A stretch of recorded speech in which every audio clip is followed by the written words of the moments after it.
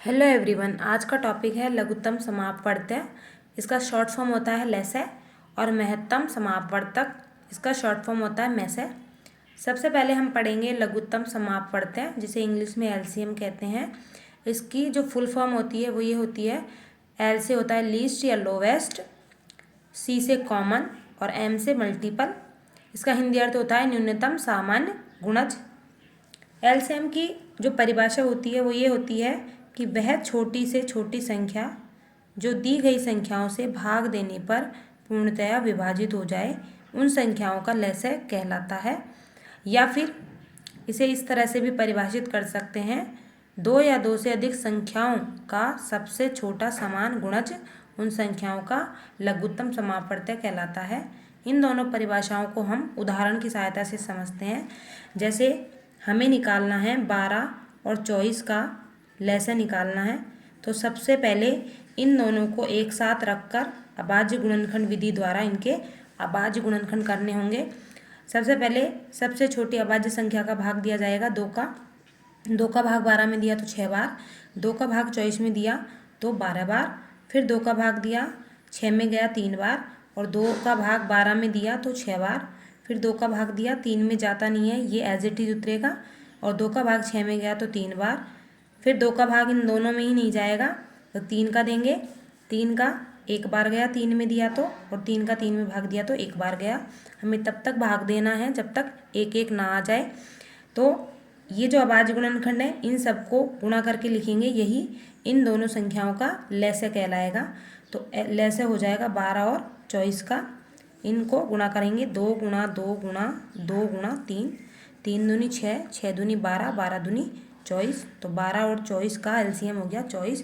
यानी 24 जो है वह छोटी से छोटी संख्या है जिसमें 12 का भी भाग जाता है और 24 का भी भाग जाता है। इसी को दूसरी परिभाषा से समझते हैं।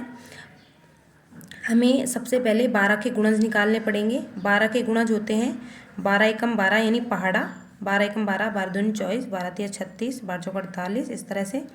इसी तरह 24 के गुणज निकालेंगे, यानी 24 का पहाड़ा, 24 एकम 24, 24 दूनी 48, इस तरह से निकालते जाएंगे। अब ये कह रहा है कि जो भी संख्याएं दी हुई हैं उनमें सबसे छोटा समान गुणज देखना है। तो सबसे छोटा समान गुणज 24 आ रहा है, तो एलसीएम हो जाएगा 12 और 24 का 24। इस तरह से हम कोई सी भी विधि से दो या दो से अधिक संख्याओं का एलसीएम निकाल सकते हैं। इसी को हम एक और उदाहरण से समझते हैं। जैसे हमें निकालना है 3, 6 और 18 का लसय, तो सभी को एक साथ रखना पड़ेगा। 3, 6 और 18 को 2 का भाग दिया, 3 में जाता नहीं है, 3 एज इट इज।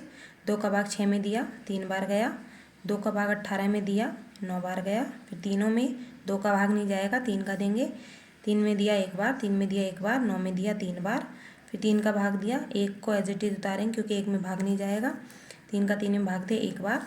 तो एलसीएम हो गया 3, 6 और 18 का। इन सबको गुणा कर देंगे, 2 गुणा 3 गुणा 3, 3 तिया 9, 9 दूनी 18। इसी को अगले उस मेथड से समझते हैं। जैसे 3 के गुणज निकालेंगे, 3 के गुणज यानी 3 का पहाड़ा, 3 एकम 3, 3 दूनी 6, 3 तिया 9, 3 चौक 12, 3 पंजे 15, 3 छके 18, 3 सात की, इस तरह से।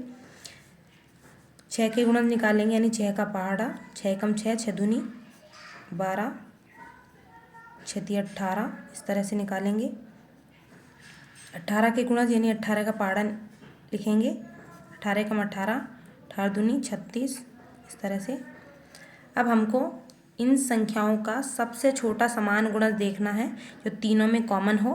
तो सबसे छोटा समान गुणज है 18।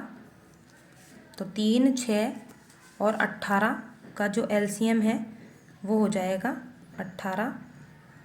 इस तरह से हम संख्याओं का एलसीएम निकाल सकते हैं। यदि वीडियो अच्छी लगी हो तो लाइक करें, शेयर करें और चैनल को सब्सक्राइब करें। Thank you.